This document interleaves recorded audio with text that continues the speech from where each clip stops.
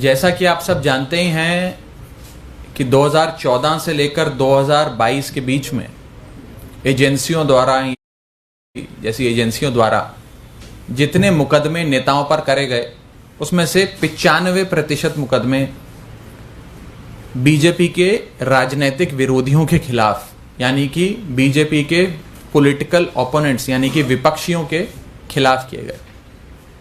आप सब ये बात जानते हैं कि 2014 से लेकर 2022 के बीच में बताया जाता है कि 125 बड़े नेताओं पर मुकदमे हुए। 125 में से लगभग 118 बीजेपी के राजनीतिक विरोधी हैं, यानी कि विपक्ष के नेता हैं। ये तो जग जाहिर है, आप सबने देखा समझा, कई अखबारों में भी पढ़ा। और बड़े बड़े नेताओं पर मुकदमे किए।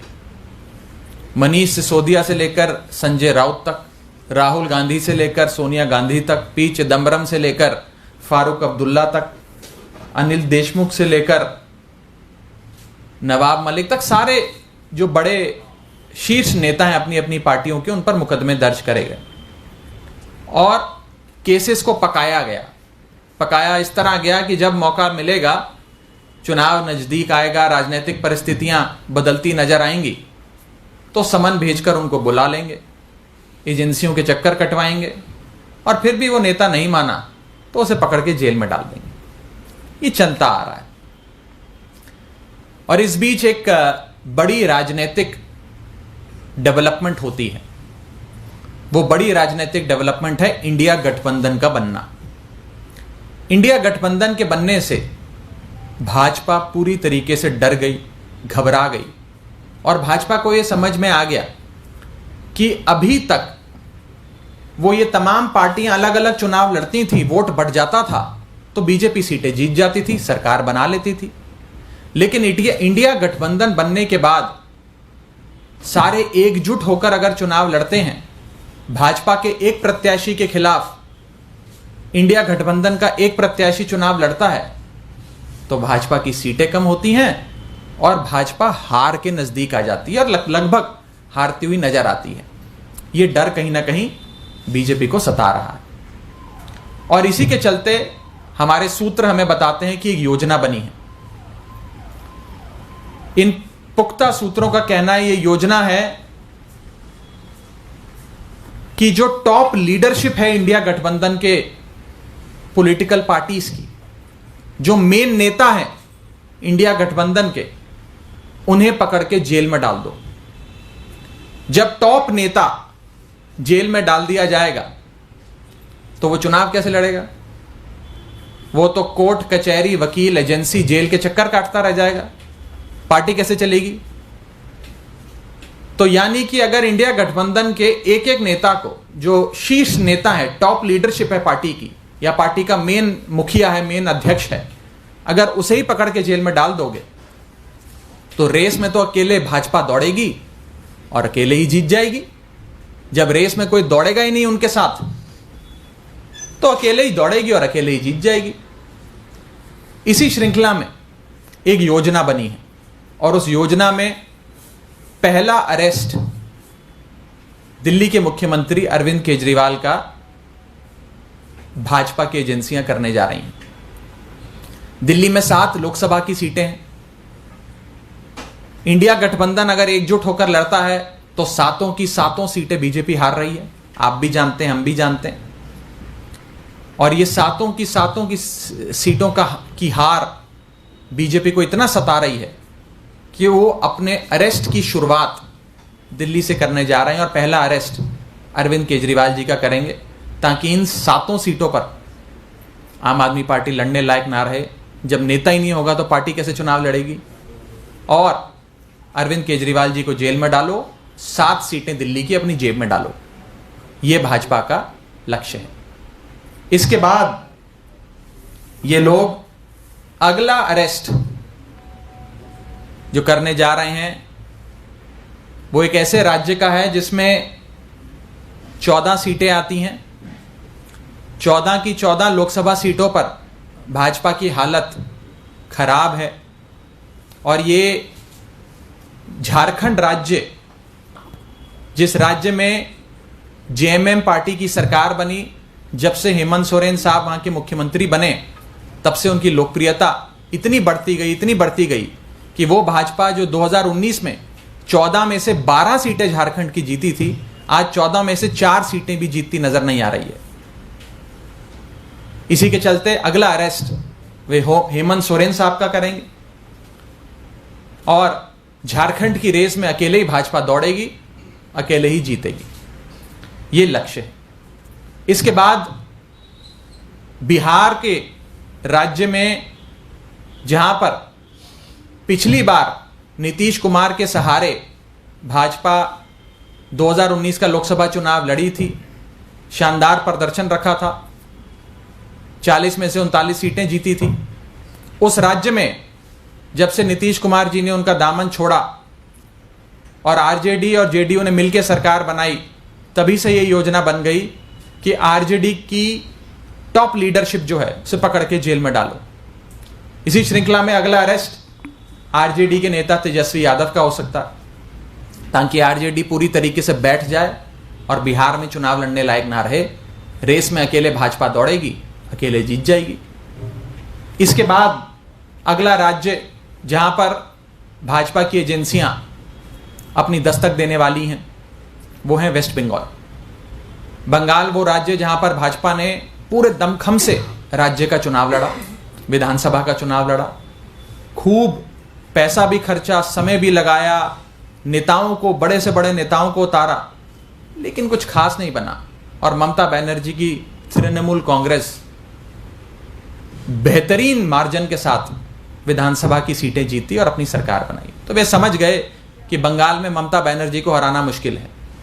हराना मुश्किल है तो एक ही उपाय है, ममता बनर्जी और अभिषेक बनर्जी को पकड़ के जेल में डालो। अगर उन्हें जेल में डाल देंगे तो बंगाल में हमारे लिए राह आसान हो जाएगी। अकेले रेस में भाजपा दौड़ेगी, अकेले रेस में भाजपा जीत जाएगी। तो अगला जो इनका दस्तक होगी झारखंड और बिहार के बाद, वो बंगाल के राज्य में होगी, जहां 42 लोकसभा सीटें आती हैं, बड़ा राज्य है। इसके बाद दस्तक दी जाएगी केरला में, जहां पर विजयन साहब मुख्यमंत्री हैं। जब से सीपीएम की वहां सरकार बनी, पिनराई विजयन साहब मुख्यमंत्री बने, तब से उनकी लोकप्रियता बढ़ती जा रही है और आलम कुछ इस कदर है कि केरल में 20 लोकसभा सीटें आती हैं, 20 में से एक भी सीट भाजपा की नहीं है। भाजपा अपना खाता खोलना चाहती है केरल में। खाता खोलने के लिए विजयन साहब को हराना और सीपीएम को केरल में हराना असंभव है, बहुत मुश्किल है, बहुत कठिन है। आसान बस इतना है कि केरल के मुख्यमंत्री पिनराई विजयन को पकड़ के जेल में डालो। वो जेल जाएंगे तो पार्टी चुनाव नहीं लड़ पाएगी, पार्टी चुनाव नहीं लड़ पाएगी तो भाजपा की जीत निश्चित है। ये 4-5 मुख्य अरेस्ट करने के बाद अगली दस्तक जो भाजपा की एजेंसियां देंगी वो तमिलनाडु में।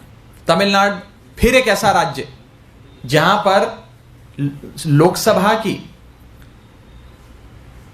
39 यानी कि 39 सीटें आती हैं, बड़ा राज्य है और इन 39 सीटों में से एक भी सीट भाजपा की नहीं है। तमिलनाडु में एक बड़ा राजनीतिक दल जो बीजेपी के साथ अलायंस में था, बीजेपी के साथ गठबंधन में था, AIADMK, वो भी बीजेपी का साथ छोड़ के चला गया। तमिलनाडु में भाजपा की हालत पतली है। तो तमिलनाडु में एंट्री करने के लिए, कुछ सीटें तमिलनाडु से लोकसभा की बटोरने के लिए, अपना खाता खोलने के लिए सबसे आसान काम है कि MK स्टैलिन जो वहां के सबसे लोकप्रिय नेता हैं, मुख्यमंत्री हैं, उनके करीबियों को पकड़ के जेल में डालो। और आप देख ही रहे हैं कि कैसे उनके एक मंत्री सेंथिल को इन्फोर्समेंट डायरेक्टरेट ने पकड़ के जेल में डाल दिया और नेताओं को अब बहुत जल्द पकड़ा जाएगा। और MK स्टैलिन को, उनकी पार्टी को कमजोर करो ताकि वो तमिलनाडु में इलेक्शन लड़ने के काबिल ना बचे। उसके बाद अगली दस्तक तेलंगाना में दी जाएगी, जहां पे फिर आने वाले राज्य का चुनाव और आने वाला राष्ट्रीय चुनाव दोनों भाजपा बुरी तरीके से हार रही है और वहां पर BRS पार्टी बहुत मजबूत है। तो BRS पार्टी को दौड़ से हटाने के लिए BRS के शीर्ष नेतृत्व KCR और उनकी बेटा और बेटी को अरेस्ट करने की तैयारियां चल रही हैं। इसी श्रृंखला में आखिरी दस्तक जो दी जाएगी वो महाराष्ट्र में दी जाएगी।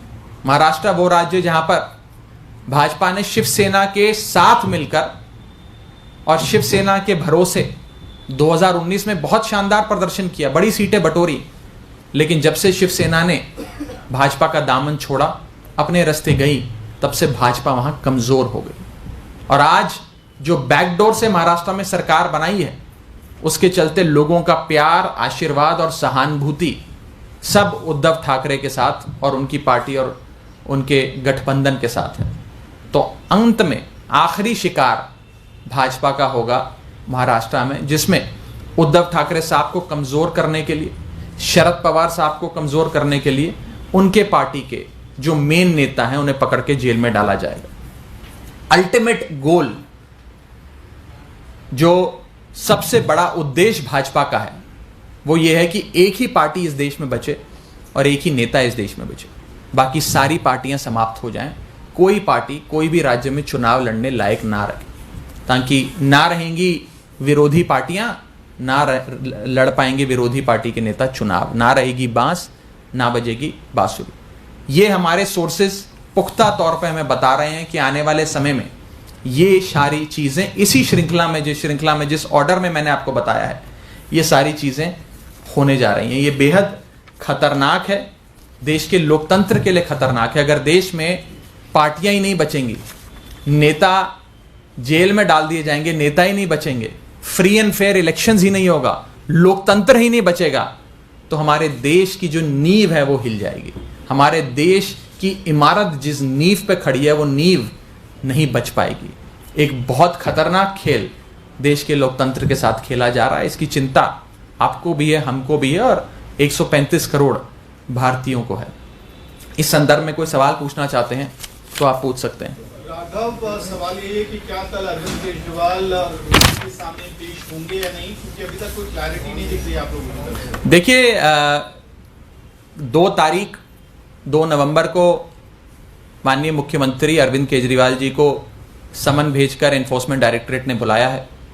कल की तारीख है, बहुत जल्द हम आपको बताएंगे आगे का प्लान, और इस बारे में जैसे ही कोई सूचना मुझे प्राप्त होगी तो मैं अवश्य आपको उससे अवगत कराऊंगा। सर, आपने जितनी पार्टियों के नाम लिए, जिन नेताओं के अरेस्ट होने की संभावनाएं जताई, वो ज्यादातर वो दल है जो इंडिया गठबंधन में क्षेत्रीय दल है।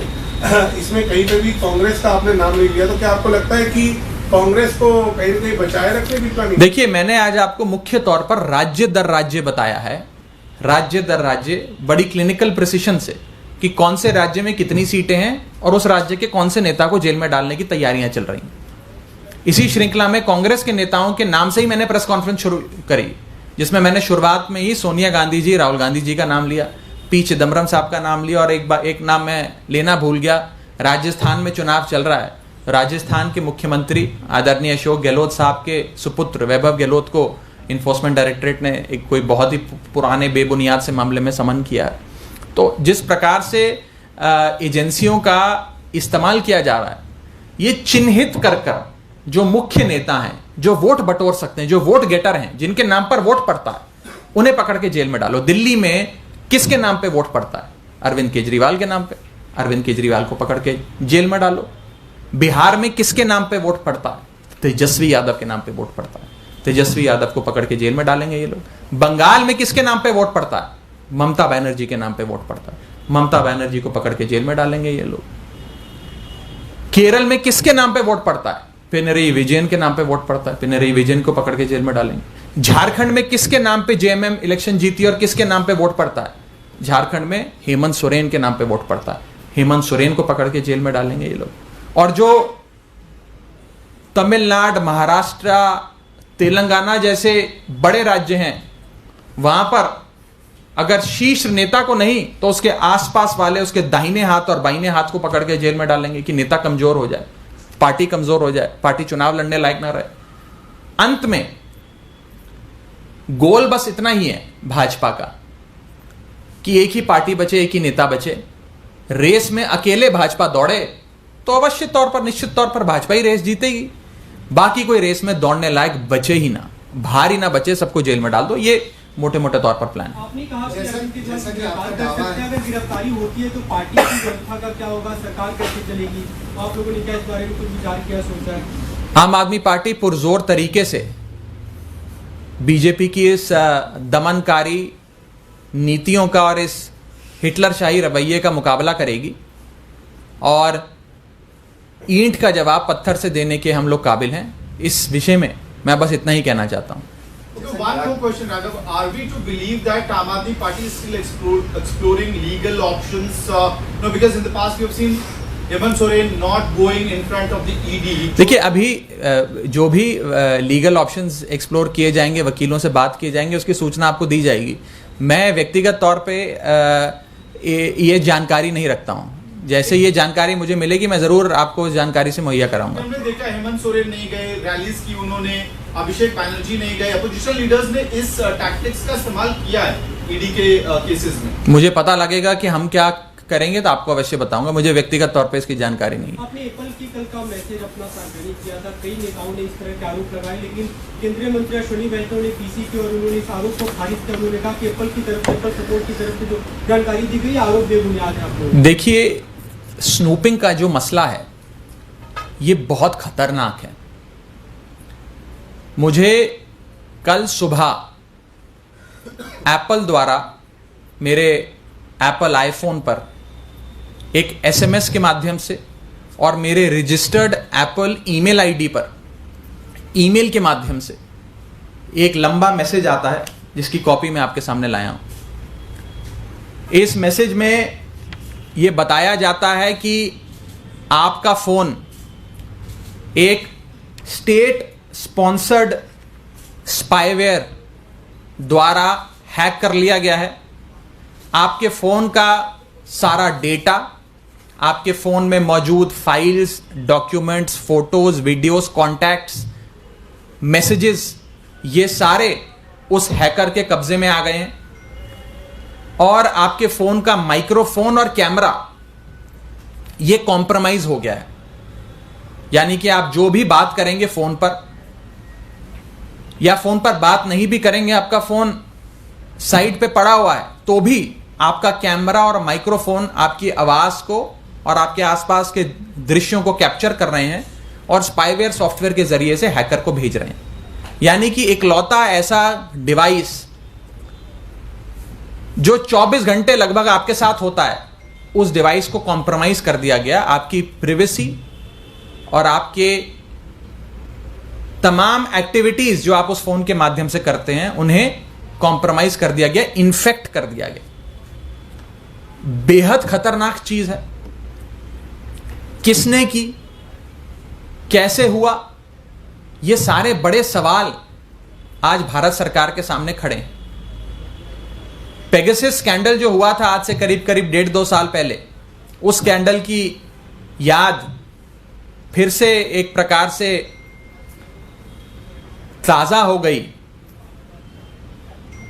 इस संदर्भ में क्या लीगल ऑप्शंस हमारे पास हैं, ये हम लोग विस्तार से इस पे चर्चा कर वकीलों से भी सलाह करेंगे, और कैसे इस पूरे मामले की पूरी जांच हो, पता लगे कि कौन हम पर ये स्नूपिंग कर रहा है। और बड़ी दिलचस्प चीज है कि ऐसा कौन है जो सिर्फ बीजेपी के विरोधी जो लोग हैं, जो ऑपोजिशन के मेंबर्स ऑफ पार्लियामेंट हैं, उन्हीं की स्नूपिंग कर रहा। इसका फायदा किसको होगा? कोई लोग मुझे कह रहे थे कोई इसमें बड़ी कोई अंतरराष्ट्रीय ताकतें भी हो सकती हैं, कोई फॉरेन कंट्रीज इंडिया के पॉलिटिशियंस, मेंबर्स ऑफ पार्लियामेंट के फोन स्नूप करके कोई बड़ी इंपॉर्टेंट क्रिटिकल इंफॉर्मेशन लेना चाहती है। तो मेरे दिमाग में एक सवाल आया कि ऐसी कौन सी इंटरनेशनल एजेंसी होगी जिसे सिर्फ भारत के विपक्षी नेताओं के फोन पे ही दिलचस्पी है, भारत सरकार के मंत्रियों की, भारत सरकार के मेंबर्स ऑफ पार्लियामेंट की, बीजेपी के नेताओं के फोन्स में कोई दिलचस्पी नहीं है। सिर्फ इंडिया के ऑपोजिशन एमपीज के फोन्स में क्या हो रहा है, वो किससे बात करते हैं, किसको टिकट दे रहे हैं, क्या पॉलिटिकल स्ट्रेटेजी बना रहे हैं, कोर्ट कचहरी में जाने के लिए क्या रणनीति बना रहे हैं, यह जानने में किसको दिलचस्पी होगी? क्या किसी अंतर्राष्ट्रीय ताकत को दिलचस्पी होगी या बीजेपी को दिलचस्पी होगी? यह सवाल बहुत महत्वपूर्ण है। और अगर जो आरोप लगाए जा रहे हैं ये सत्य हैं कि भारत सरकार खुद भाजपाई विपक्षी नेताओं के फोन को इस प्रकार से हाईजैक कर कर, इन्फेक्ट कर कर विपक्षी नेताओं की स्नूपिंग कर रही है, तो मुझे नहीं लगता कि इससे गंभीर चीज कोई भारत के लोकतंत्र के लिए हो सकती है। इस संदर्भ में तमाम इन्वेस्टिगेटिव और लीगल ऑप्शंस पे हम विचार कर रहे हैं और क्या आगे हमारा अगला कदम होगा आपको बताएंगे। बीजेपी इसी पे जॉर्ज सोरोस लिंक एक तो लेके आई है और इसको बेसलेस बता रही है। दूसरा जो उनकी एनजीओ है कि ये उसका और एप्पल का क्या लिंक है उसके लिए, और एप्पल ने जो स्टेटमेंट दिया उसको, उससे मेरे फोन का क्या लेना देना? मेरे फोन का क्या लेना देना? मेरे फोन को क्यों इन्फेक्ट किया गया? मेरे फोन को एक स्टेट स्पॉन्सर्ड स्पाईवेयर से इन्फेक्ट क्यों किया गया? और ये तो गनीमत है एप्पल की कि एप्पल जो फोन मैन्युफैक्चरर है उसने हमें एक एसएमएस के माध्यम से, ईमेल के माध्यम से बता दिया। यदि कोई और ब्रांड मोबाइल फोन का होता जो शायद इस प्रकार की सूचना देने के काबिल ना होता, तो शायद हमारा फोन महीनों महीने इन्फेक्टेड रहता। हमारी सारी conversations, files, photos, videos, documents, chats सारे इन्फेक्टेड होते। और जो स्टेट स्पॉन्सर्ड स्पाईवेयर जिसने हमारे फोन में ये डाला है, हमारा सारा डेटा उनके हाथ में होता। तो ये बहुत गंभीर चीज है। और आज हमारे साथ ये हुआ है, कुछ चुनिंदा मेंबर्स ऑफ पार्लियामेंट के साथ, कल ही आपके साथ हो सकता है। ये 135 करोड़ भारतीयों की सुरक्षा और प्रिवेसी की बात है। हमारा फंडामेंटल राइट है, राइट टू प्रिवेसी। अगर राइट टू प्रिवेसी वायलेट होता है तो फंडामेंटल राइट की वायलेशन है। इस विषय में भारत सरकार को, भाजपा को सोचना चाहिए। आपने लीगल ऑप्शन की बात करी है, क्या पर्सनल आपके लेवल पे या सभी लोग चर्चा करें, इनके पास अलर्ट आया? देखिए, इस विषय में मैं बस अभी इतना ही कहना चाहता हूं कि हम तमाम लीगल ऑप्शंस पे विचार कर रहे हैं कि कैसे इस पूरे मसले की, इस स्नूपिंग के, फोन को इन्फेक्ट करके सारा विपक्षी नेताओं का डेटा कैप्चर करने के जो ये पूरा एक प्रकरण हुआ है, इसकी तह तक जाया जाए, इसकी जांच हो और पता लगे कि कौन इसके पीछे, उसकी मंशा क्या है और जिसने ये किया है उसको उसकी क्या सजा मिलनी चाहिए। आपको वो बताएंगे कि क्या लीगल ऑप्शंस हम तलाश रहे हैं। जॉर्ज सोरोस का जो लिंक बीजेपी जिसको क्लेम करी है, अमित मालविया बीजेपी से ट्वीट भी कर रहे हैं और बोल रहे हैं उस पर, उसको किस तरीके से देखते हैं कि नहीं, उसका मेरे फोन से क्या लेना देना? मेरा फोन क्यों हाईजैक किया गया? मेरा फोन क्यों इन्फेक्ट किया गया? मेरा फोन क्यों हैक किया गया? मेरे फोन से क्या मतलब इन चीजों का? सर, इससे इस तरह एक सवाल ये है कि परसों जो मनीष सिसोदिया जी की बेल याचिका खारिज की गई थी, उस पर पार्टी ने असहमति जताई थी निर्णय पे और ये कहा था कि हम इसमें लीगल ऑप्शंस तलाश रहे हैं। तो क्या उसमें आगे कुछ प्रोग्रेस है? देखिए, वो आपको समय आने पर बताएंगे। पूरा ऑर्डर केयरफुली स्टडी कर कर हमारे वकील जो स्ट्रैटेजी बनाएंगे उसे ज़रूर हम फॉलो करेंगे। उस बारे में आपसे फिर रूबरू हूँ। बहुत बहुत शुक्रिया, थैंक यू। पैनल भी उसमें, पार्लियामेंट्री पैनल ने एप्पल से भी समन किया है लोगों को इसी केस में जो देखिए, इस पूरी स्नूपिंग गेट स्कैंडल में एक बड़ी विचित्र चीज निकल कर आ रही है कि सारा ब्लेम, सारा दोष एप्पल पे डाल दो कि एप्पल की गलती है। एप्पल की क्या गलती है? एप्पल ने तो बल्कि सही समय पर इत्तला किया, जानकारी दी एप्पल फोन यूजर्स को कि आपका फोन को कॉम्प्रोमाइज कर दिया गया, इन्फेक्ट कर दिया गया। तो ये कौन लोग हैं जो चाहते हैं कि इस पूरी कवायद में दोषी एप्पल को करारा जाए, जिस शख्स ने स्टेट स्पॉन्सर्ड स्पाईवेयर नेताओं के फोन में डाला उस पर कोई उंगली ना उठाए? ऐसा कौन करना चाहता है? ये क्यों हो रहा है? ये बहुत बड़ा सवाल है। बहुत बहुत शुक्रिया।